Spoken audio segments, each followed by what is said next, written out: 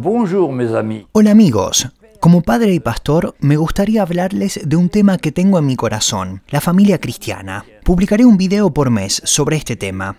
Hoy hablaremos de la elección del cónyuge. El segundo tema será el rol del esposo. El tercero, el rol de la esposa. Cuarto tema, los niños. Quinto tema, las finanzas en la pareja.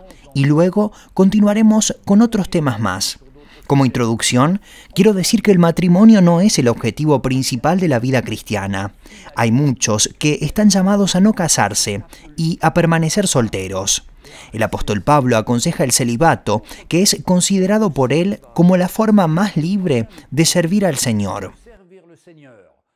Por ejemplo, en 1 Corintios capítulo 7, verso 7, quisiera más bien que todos los hombres fuesen como yo, pero cada uno tiene su propio don de Dios, uno a la verdad de un modo y otro de otro. O también en 1 Corintios capítulo 7, verso 38, de manera que el que se da en casamiento hace bien, y el que no se da en casamiento hace mejor.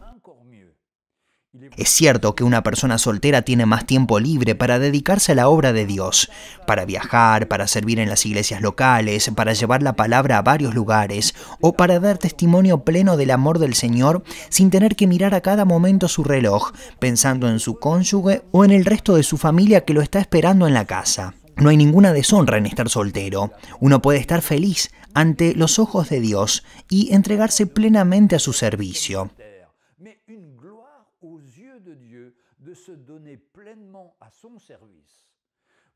Sabes que la felicidad no proviene del matrimonio. La felicidad proviene de nuestra relación con Dios, ya sea que estemos casados o solteros. Y esto no debe olvidarse, porque muchos creen que la felicidad viene en el matrimonio. No saben lo que están diciendo. Pero volvamos a nuestro tema del día, el cristiano y la elección del cónyuge. ¿Cómo sé que no me equivoco? Antes de casarnos es importante conocer nuestras motivaciones y la de nuestro futuro cónyuge.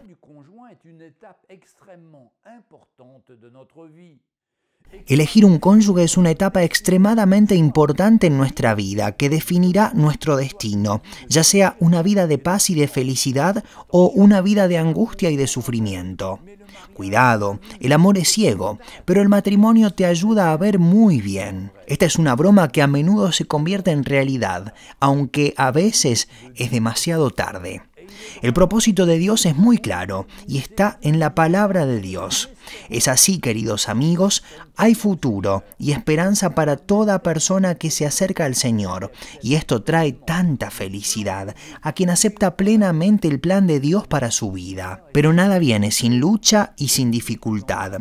Dios nos dice en su palabra en el libro de Jeremías, capítulo 29, verso 11, «Porque yo sé los pensamientos que tengo acerca de vosotros, dice Jehová, pensamientos de paz y no de mal, para daros el fin que esperáis». Es cierto que incluso hoy, las familias cristianas, como tantas otras, experimentan mucha oposición. Pero es hora de que los cristianos despierten, de que regresen a la palabra de Dios, que comprendan sus respectivos roles y que tomen en serio sus responsabilidades al frente de sus hogares.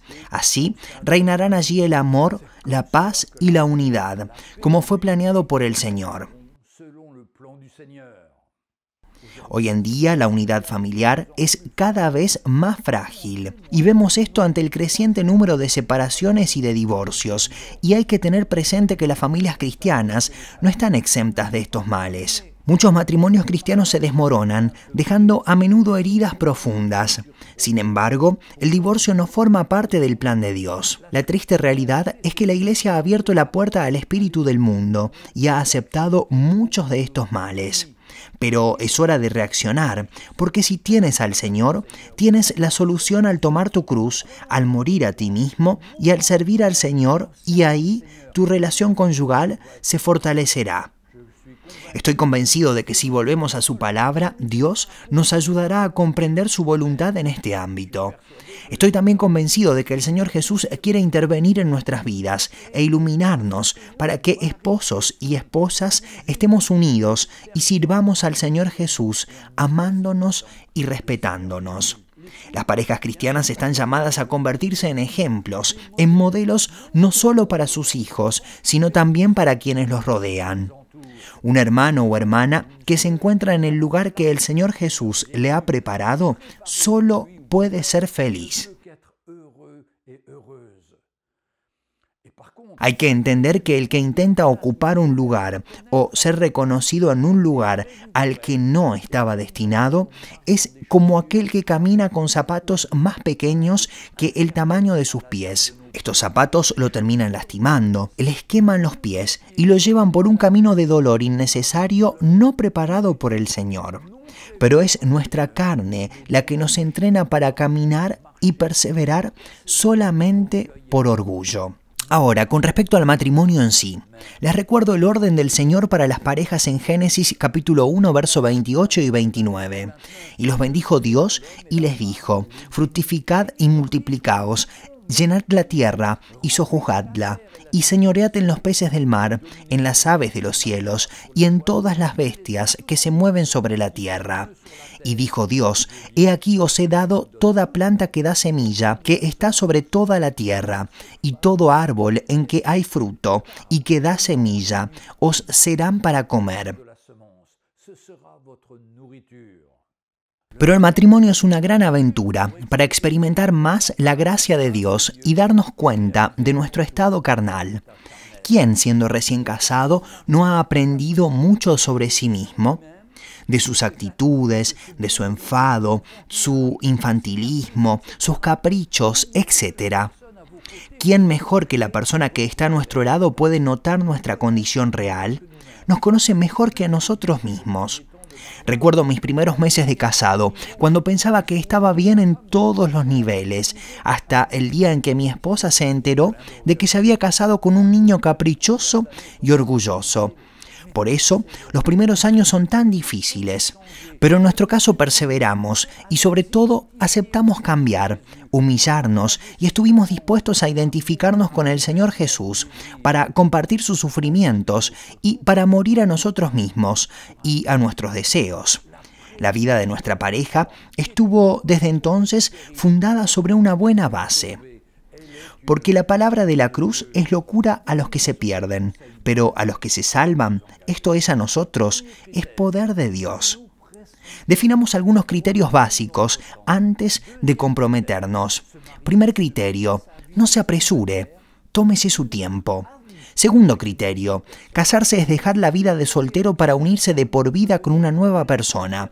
Es fusionarse con esta persona para convertirse en una sola carne, en una familia para la gloria de Dios. Génesis capítulo 2, verso 24. Tercer criterio: la meta del matrimonio debe estar definida y clara. Me caso para tener una ayuda idónea, para cumplir el plan de Dios y para servirle plenamente. Por eso, mi elección debe cumplir con los criterios bíblicos que nos son dados en la palabra de Dios. Cuarto criterio: es un compromiso para toda la vida, para los días buenos y para los días malos. Quinto criterio: es acoger a una nueva persona, diferente a mí, con quien debo llevar una relación en armonía, para la gloria del Señor en mi vida. Si bien tenemos diferentes orígenes, pero Dios puede unirnos a través de su Espíritu. Ahora, ¿cómo me aseguro de que estoy haciendo la voluntad de Dios? Primero, asegúrate de que la persona que te rodea realmente haya nacido de nuevo, que no sea solo cristiana de nombre o por tradición, sino que haya tenido un encuentro personal con el Señor Jesús y sobre todo que haya recibido el perdón de sus pecados y que ahora camine una vida de pureza y de santificación. Segundo, que su vida esté basada en el verdadero evangelio de la muerte y de la resurrección del Señor. Aquí, nuevamente muchos nos dirán que él o ella camina por este camino, pero depende de ti discernir la realidad de los verdaderos signos de una vida cristiana. La humildad, el quebrantamiento, el deseo de perdón por el más mínimo paso en falso, etc. Tercero, que tenga la misma visión que tú, que quieres poner al Señor en primer lugar en tu vida y sobre todo querer servirle con todo tu corazón. Cuarto, cuidado con las apariencias, no todo lo que brilla es oro. Se comparte un pasado conocido y reconocido. Conozco a una hermana que el día de su boda se enteró por el registro civil de que su futuro esposo ya se había casado 3 veces. Otros se han enterado de que ha estado en prisión al momento de firmar los papeles. Infórmese antes sobre la otra persona. Pregunte a sus amigos, a sus colegas y sabrá rápidamente con quién está tratando y luego podrá tomar una decisión consciente de la realidad. Quinto, estar juntos en una visión de familia que debe corresponder a criterios bíblicos. Un hombre tiene su lugar como sacerdote y autoridad principal de su casa, su esposa como ayudante y sostén de su esposo. Deben desear juntos transmitir la fe a sus futuros hijos. Sexto, tenga la aprobación de sus líderes espirituales que estarán ahí para velar por usted y para también velar por su crecimiento espiritual. Séptimo, contar con la aprobación de sus respectivos padres. Hay una gran pregunta, que es al mismo tiempo una gran trampa. ¿Tienen que ser ambos cristianos? Por mi parte, les diría que es fundamental y que no se debe imaginar otra alternativa. En más de 50 años de ministerio, he visto a muchas personas que no siguen este consejo y que se casan y luego van al fracaso.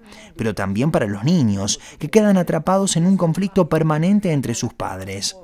Ya un matrimonio no es fácil, pero formar un equipo dispar es casi seguro que llevará al desastre. Y sobre todo, no me animaría a decir, como he escuchado algunas veces, que estaría dispuesto a correr el riesgo de unirme con un inconverso y que ya veremos. Tal actitud conduce a una catástrofe y queremos que evites sus múltiples tormentos que te destruirán a ti y a tus hijos. Les recuerdo este versículo de 2 de Corintios capítulo 6, verso 14. No os unáis en yugo desigual con los incrédulos, porque ¿qué compañerismo tiene la justicia con la injusticia? ¿Y qué comunión la luz con las tinieblas? Ahora me vas a hacer la pregunta, ¿qué hacer con las señales que he recibido? Cuidado, somos grandes soñadores, siempre dispuestos a imaginar señales que confirman nuestros deseos carnales.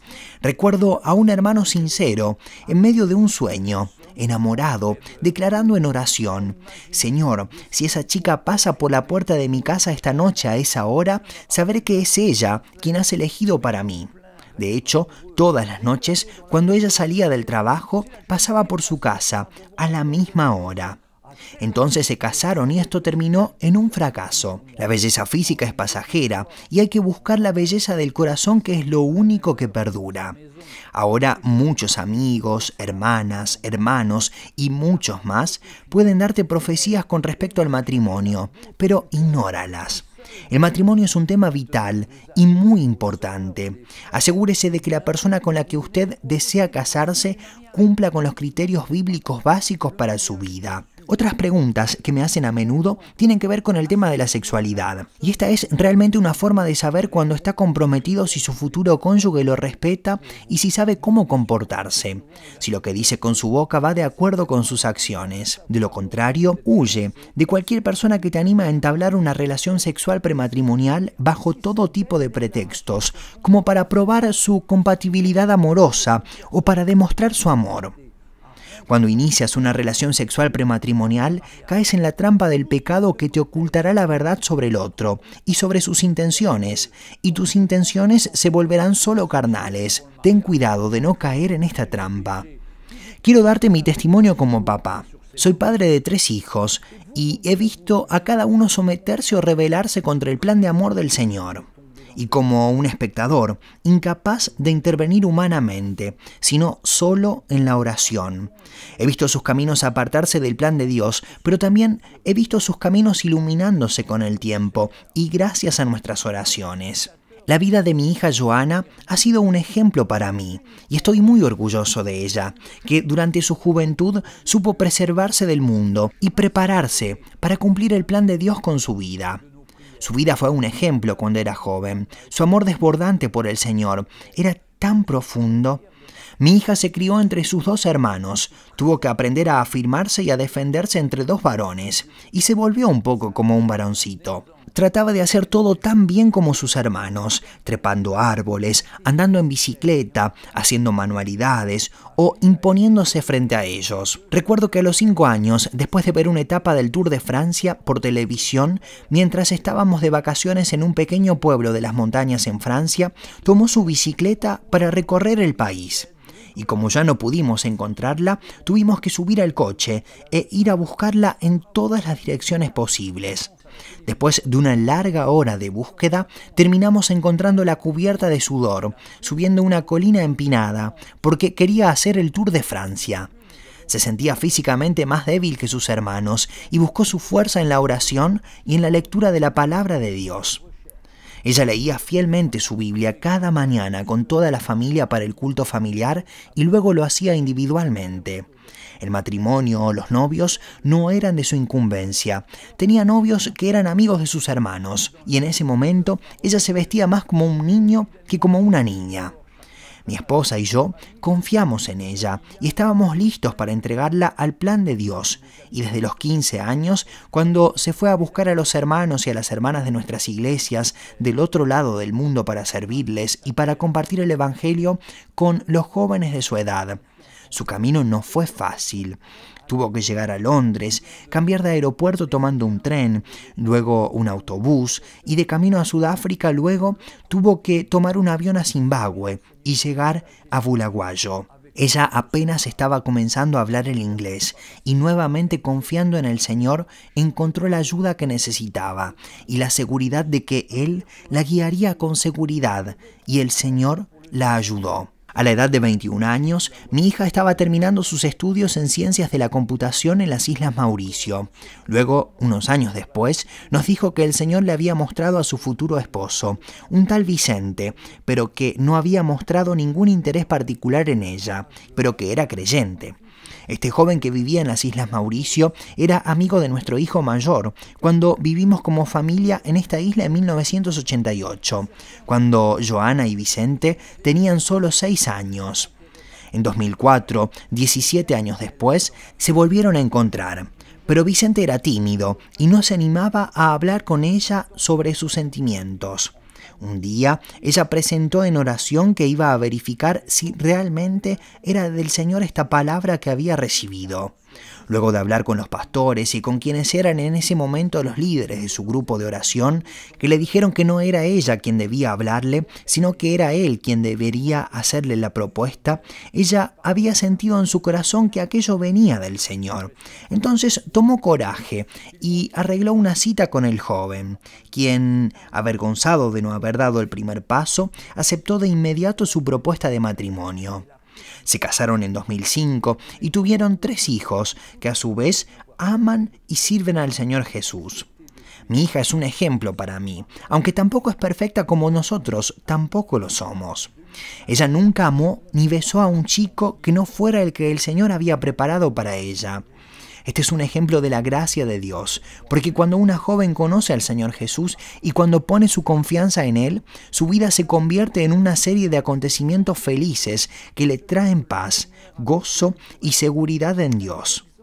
Si les cuento esta historia personal, no es para hablar de mi propia familia.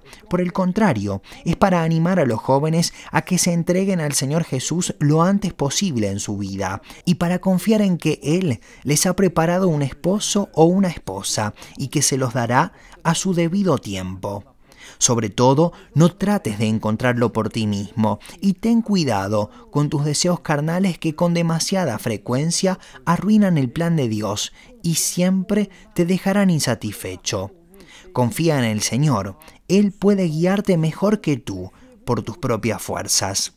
Mis hermanos y hermanas, me gustaría orar por ustedes, porque todos los días recibo llamadas telefónicas de hermanas y hermanos en dificultades, y un mayor número de hermanas como la de esta mañana, una hermana casada con un pastor, quien acaba de enterarse que su esposo la ha engañado desde el inicio de su matrimonio, mientras que ahora tienen 3 hijos, y su marido tiene otros muchos hijos en otros lugares, mientras predica todos los domingos en la iglesia evangélica de su ciudad.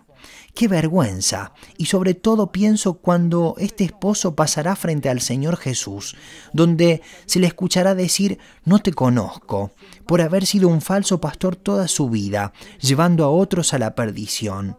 Es terrible. Señor, oro por los jóvenes y por las jóvenes cristianas, para que sepan elegir al cónyuge que les has preparado, y que primero sepan serte fieles a ti, y así luego podrán serle fieles a su cónyuge. Señor, tu palabra nos dice que la carne tiene deseos contrarios a los del espíritu.